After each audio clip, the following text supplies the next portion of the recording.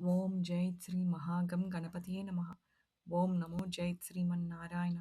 ఇవాళ మనము శ్రీ విష్ణు సహస్ర పారాయణములోని 71 నుండి 75 శ్లోకముల వరకు విని నేర్చుకుందాము.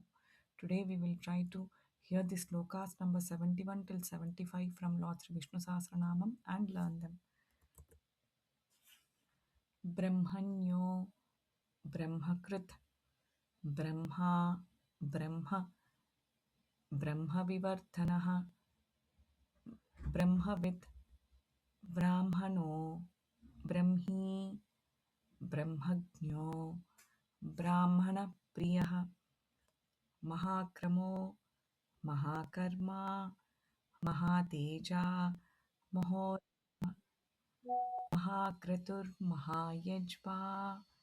महायज्ञो महाहविः स्तव्ययः स्तवप्रियः स्तोत्रं स्तुतिः स्तोता रणप्रियः पूर्णः पूरयिता पुण्यः पुण्यकीर्तिरनामयः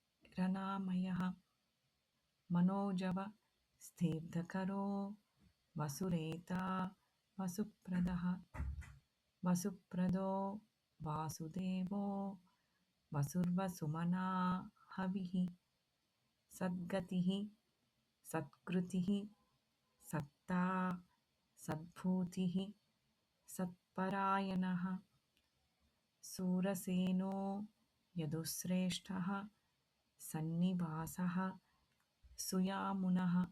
ओम नमो जय श्रीमन्नारायण.